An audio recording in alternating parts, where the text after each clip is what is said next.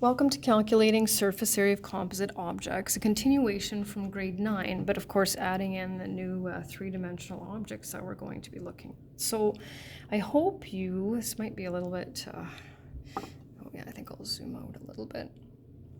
So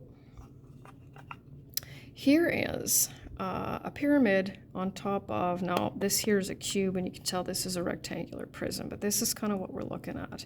So the way that I'd like to do it, instead of kind of giving you this sort of big space and saying, you know, just calculate it, I like to kind of break it down a little bit. And so when we calculate the surface area of a composite object, what we're looking for basically is to figure out the surface area that would be needed to spray paint it. Let's say if they were attached together. So if you look in between the pyramid and the rectangular prism, you can see that there's some faces that will not be covered. And so we're going to deal with those. So just kind of sliding over, this is sort of how I'm going to,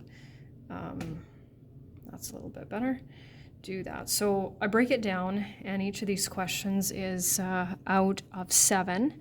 So first thing we'll look at is, what is the surface area of the pyramid? Well, we have those formulas, right? And I need the same stuff that I always ask for, right? So surface area is, I'm getting these from the formula. Don't need the formula, I always need that substitution step. And we put units all the time. So this, of course, just replaces, instead of putting the SA equals 56, we put it over there. Surface area of the rectangular prism, 2 times 4 times 4, right? Plus, now I'm going to cheat here a little bit because I can see that when I go over here, I don't have 3 different dimensions. And you're more than welcome to follow the formula, it totally works. But I'm going to just be a little bit sneaky and just put a 4 in because I have 4 identical faces there. And 128. And so now what we have to do is look at what is the area of overlap. So it's in between here, and our area of overlap is always a 2-dimensional object, right? So you can see that there is the square. Now here's where it gets a little bit interesting. So the square at the base of the pyramid and the square at the top of the rectangular prism, there's 2 of them, right? And so how do we calculate the area of a square? Well, side squared, right? So there's that, and because there's 2 of them, we have to double it, and that's what we did in grade 9.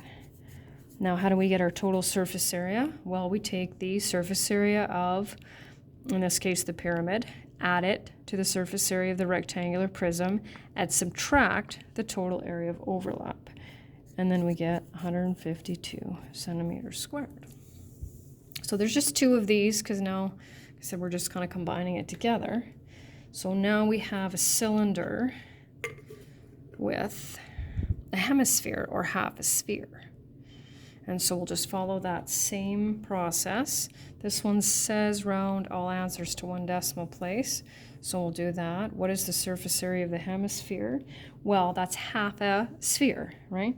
So let's go 2 pi r squared, 531 square inches. That's what we're dealing with. Oh, slide it over a little bit. Surface area of a cylinder. So 2 pi r squared plus 2 pi r h. And then we get 1919 point. Okay, so area of overlap. Well, let's look. What's the shape in between the 3-dimensional objects? Well, it's a circle, right? And we know the formula for the area of a circle. So we have pi r squared. Round that to 1 decimal place. Now, here's my question. Should we double it? Well, when we look at a sphere, right? When we look at a sphere, and I take half of it, do I have a base of the sphere? No, I don't. So in this case, we don't double it, because it's only the circle on the top of the cylinder that won't be covered. Same concept. So this one plus this one minus this one gives us 2,158 exactly. You can write the 0.0 if you want, square inches. And that is it.